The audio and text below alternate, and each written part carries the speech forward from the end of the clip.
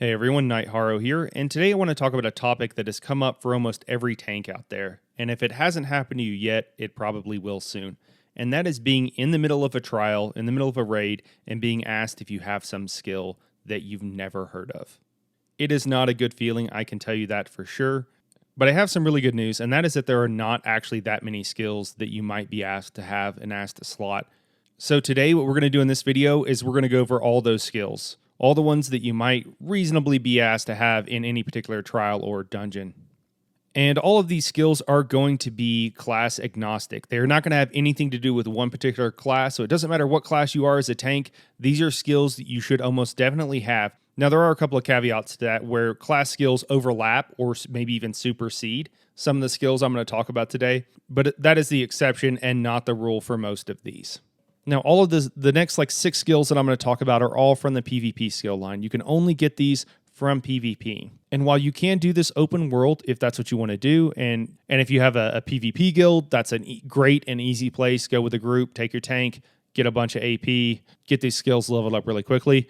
I personally just do Battlegrounds just because I find the barrier to entry is very small. I can do it at any time, and I still find it enjoyable. I don't have to run around for a long time. So honestly, I just do my daily BG and to level the skill. And after a couple of weeks, if you don't need it tomorrow, you'll have it leveled and you'll have it on your bar, and it's not a big deal. If you need it tomorrow, then that's a whole different thing. So if you can with all these skills, start early and often. Even maybe before you reach 50, you can always queue up a daily BG and it'll give you XP, will help you level anyway. So I highly recommend if you're leveling a tank or a healer to go ahead and queue up for those periodically. Plus at lower levels, a lot of times the BGs they're kind of funny. Honestly, you can't kill each other sometimes, or everybody's dying constantly, and no one can stay alive for more than 2 seconds. But you don't find as many experienced players, and so it can be a little bit easier and a little bit more fun to queue for a BG when you're lower level. At least in my experience. So with that, let's go ahead and get into it and talk about our first skill here. So the first skill up here is pretty basic and probably one you've most likely heard of. And if you haven't, then this needs to be on your bar.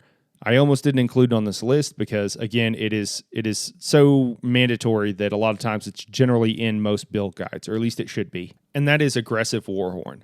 So we really want the morph of Warhorn. We want the aggressive morph. And the reason for that is because it provides minor force for us and our allies, which increases our critical damage by 20%. Now in trials, generally the DPS are going to be floating around 70 to 80% crit, maybe a little bit higher, probably not very much lower. It kind of depends on the patch. But either way, most of the damage we are doing in trials is going to be critical damage. And so you increase the damage by 20%. So it's a no-brainer. It should be on one of your spots on your bar if you're not running a Colossus in general.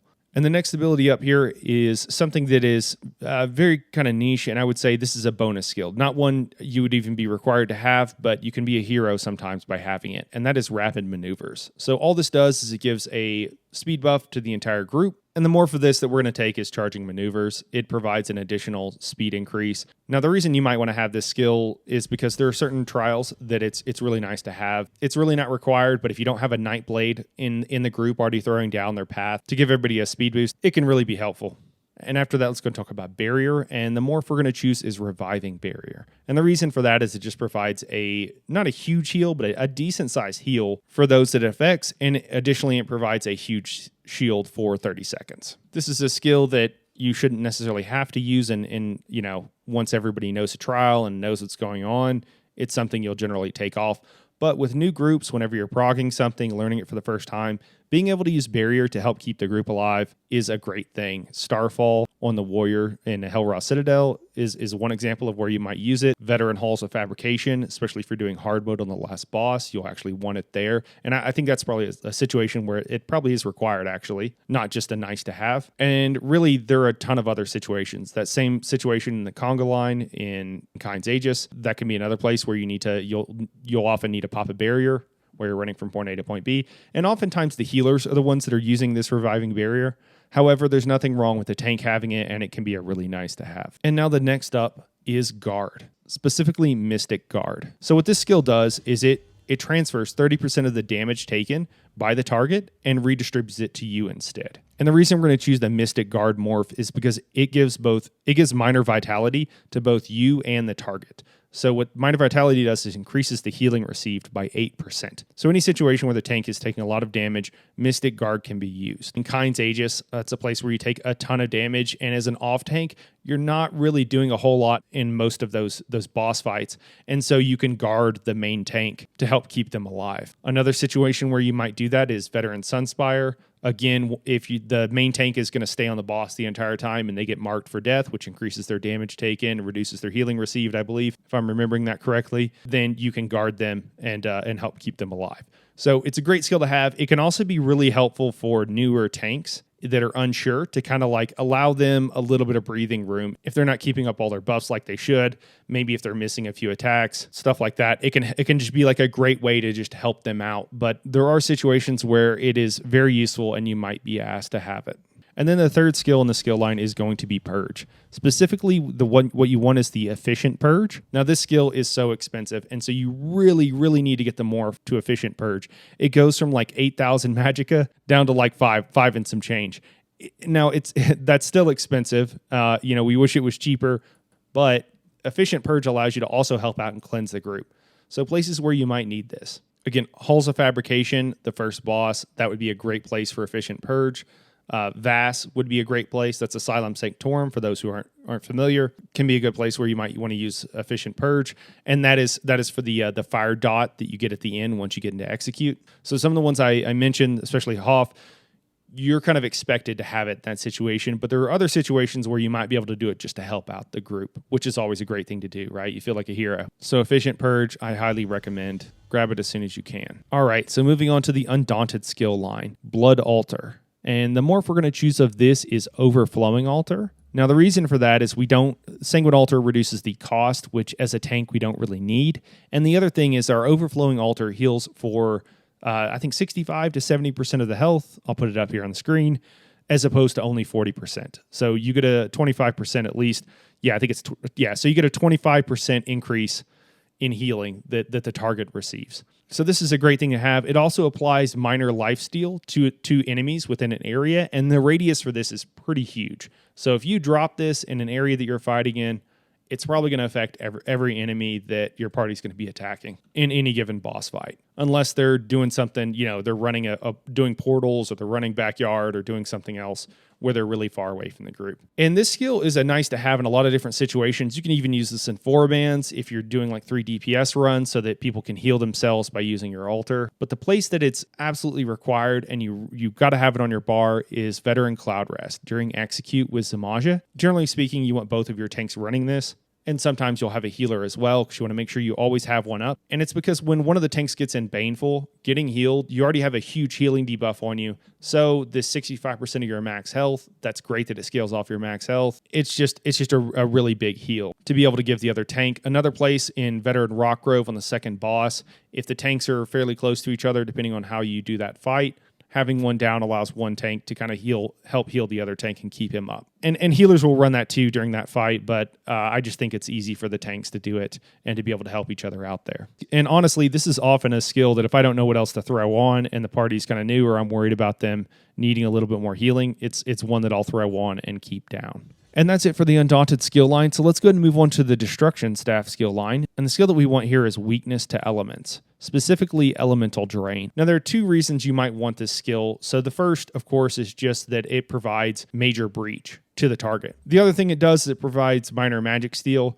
Now, this is applied generally by DPS just doing what they're doing now in the current patch, but it takes a second oftentimes, and it's not necessarily 100% uptime. So by putting this on them, you go ahead and give them a little bit better sustain. But the main reason you're using it is for the increased DPS. Now, the other morph could potentially be useful, Elemental Susceptibility. You can reapply it just by attacking the target, but it's something that's free, and I just don't think it's really needed. And I think having the minor magic steal, even if it only procs a couple of times more than it otherwise would, it's still, I think, a little bit better. Still wins out. Also on the skill line, we have Force Shock. And the morph we want to really take of this is not Force Pulse, it is Crushing Shock. And the reason for that is we want to be able to interrupt our targets. So situations where you might want to use this are Vass, the poison boss, will start shooting out poison at anybody. but really any situation where you need to interrupt from range or that you might be expected to be able to interrupt from range. Having Crushing Shock on your bar is amazing. Now, some of these skills you want to level and some of them you just need on your bar. This is one that if you get the morph of it, you can kind of stop worrying about leveling it.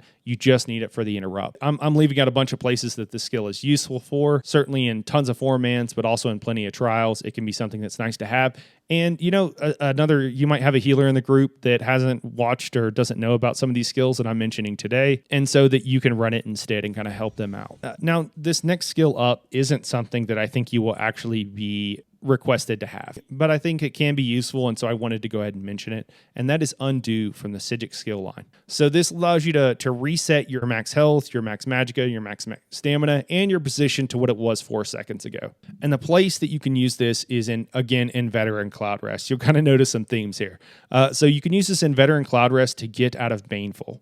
So it's a really great skill to have for that. If you get Baneful, you pop this skill. It's going to get you out of Baneful, reset your health, and everything else. Now, are you going to be able to use it every time you get Baneful? Maybe not. But generally speaking, whenever you're in there, the first time you get it, oftentimes things are going a little bit better than the second and third. And so you can hold it, let the healers heal you out the first time, and then pop it if you need it.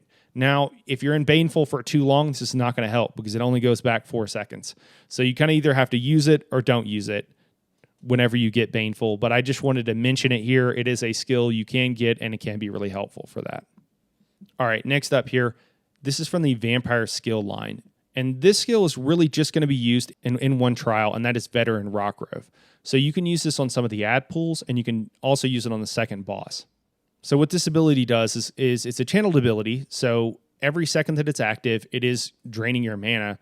But what it does is it reduces your damage taken by 75%. Now, this isn't required for just regular Veteran Rockgrove, but it can be helpful. It can be useful for the ad pools where you take a ton of damage, the 2 or 3 ad pools before the second boss, and then once you get to the second boss, especially if you're not a Necromancer. Necromancers have extra abilities that reduce their damage taken over time. And several of the abilities in Rockgrove, including on that second boss and some of the ads, they put a dot on you. So you take a ton of damage over time from those guys. So what you can do is you taunt the enemies, you already have all your buffs up, and then you hit Mistform so that you take less damage. You can't really do anything else while in Mistform, so you really just kind of hang out. You can move out of the AoEs, obviously, through there, but this is a great one to have. And how to get the Vampire skill line, obviously you have to get bitten by another vampire to get it, and you can just do that at a shrine. But then after that, all you have to do is get experience, and it'll level up the skill line for you. So once you get the skill line unlocked, you've done the quest, you've gotten bitten, you've done the quest, it's pretty easy to get it leveled up. And this can help you if your group is struggling with Veteran Rockgrove, either with those ad pulls or with the second boss, because tanks need a ton of healing during those fights. So that's one way you can make it a little bit easier on yourself. And now the last skill that I'm going to recommend, and that is Circle of Protection. And there are 2 morphs of this. There's Turn Evil and Ring of Preservation. And honestly, I think depending on the situation, I would lean towards Ring of Preservation, but both morphs are okay. So if you're running out of stamina, if you're having issues with stamina sustain, then I think Turn Evil is probably the way to go. It lasts for 20 seconds, provides the same buff, the minor protection buff for both you and anybody else in that area, whereas Ring of Preservation, it provides all those things, but it only lasts for 8 seconds, and it provides a heal over time. That heal is not huge, and generally it's the healer's job to be keeping you and everybody else up in most situations, so it's very expensive. You really don't want to use it. The heal is just kind of a bonus. The reason you're using this is to keep the party from taking so much damage. So if you're off tanking, a lot of times you might be able to stand in the stack. The whole group is taking damage. You can use this, and it'll provide that buff. Now, if you're a Necromancer, you don't need that. You have a different skill, and there might be another class that has a skill that can provide minor protection. But if again, this is supposed to be class agnostic. So if you're a DK, this is the skill you would use. And I'm sure most of the other tanking classes as well. I don't think many, if any of them, have minor protection. So Ring of Preservation or Circle of Protection, that's what I would recommend. And now I just wanted to mention a couple of bonus skills real quickly. And these are skills that are going to be used to proc different armor sets. So the first skill that you might want to have is Vigor. And this comes from the PvP skill line. Both morphs are okay. One morph will heal the rest of the group. The other morph only heals you, but heals you up for considerably more over a shorter period of time. So it's more bursty of a heal. I think both are fine depending on the situation. If you need the single target heal on yourself, if you're running portals in Cloud Rest or something like that, then definitely go for the selfish version. If you're just running like Veteran Sunspire or most other trials, then you can do the morph that actually heals other people around you. But regardless, Vigor is the skill that you will generally use to proc Powerful Assault. And that gives a number of people in the group a DPS bonus. So Vigor is the skill you'll use for that, and you might as well get the group heal because it just provides more group utility, and you shouldn't really need to heal yourself. And the other skill is Scalding Rune. And this is mostly used if you're not a Dragon Knight and you need to keep up Elemental Catalyst procs. So this has a damage over time. It's fire-based. So what you can do is have a Frost Staff with a Lightning Enchant, and then this is the fire damage, and that'll keep up Elemental Catalyst, which is a 5% damage increase for your party for each one of those elemental damages that you have on the target. So again, Frost from your staff, Lightning from your enchant on that staff, and then you have the Scalding Rune. Now you can do that with other class abilities. If you're a DK, there's plenty of choices to choose from. But if you're not a DK, you might have some other skills, but they're suboptimal or whatever. You could use either morph, but that's the one I choose because I don't want to accidentally CC a target because then they become immune for a number of seconds. So generally, I'm just using it to keep up my EC proc. And then again, one more honorable mention here. This is not actually for an armor set, but Razor Caltrops. So this provides Major Breach in an AoE, and most classes don't have one. Besides the Necromancer, I think that's the only class that has an AoE Major Breach, and you just use that on trash when you're running through dungeons or trials so you can get Major Breach on a large group of enemies. But that is it for the must-have skills that you really want to make sure that you're leveling up as quickly as you can so that you have them whenever you might be asked for. And I will add one more thing at the end here. So if you don't know what skills you might need for a given trial, I haven't covered all the situations and what your raid lead might want to do, knowing your group. Maybe they don't have particularly high DPS, maybe you're progging it or something like that. So he might want you to have some particular skill. It is totally okay to just ask the raid lead beforehand. You know, what kind of skills do I need? You could say, hey, am I going to need like barrier and stuff like that? Are there any particular skills that aren't like class skills that you might want me to have for this trial? And don't be afraid to ask. They're going to be helpful, I promise, because they would rather you get it beforehand than show up to the trial without it. I can promise you that. If it's something that they're expecting or wanting you to have. So again, just don't be afraid to ask. You can also do that with armor sets. Oftentimes those are included in more optimized groups. They'll say, hey, we want the tank in this and this. But if they don't be afraid to ask. It's only going to be helpful for you, and it's only going to be helpful for the group. Well, that is it for this video, guys. I appreciate you watching. If you enjoyed this video, you stuck around to the end. Hopefully you found it helpful. If you want to see other videos that I'm doing on different topics, hit the subscribe button. If you have any questions about anything or just appreciated the video, please leave a comment down below and let me know, whatever it is. This is a small channel, so I can make the time to answer. I answer every question that people put down in the comments. And it honestly doesn't even have to be about this topic. If you just have a question, sometimes I use that as ideas for videos, and sometimes I'll make videos on questions that people have asked because I realize that if one person has that question, probably others do as well. But anyways, I won't keep you. Thanks for watching, guys. We'll catch you in the next video.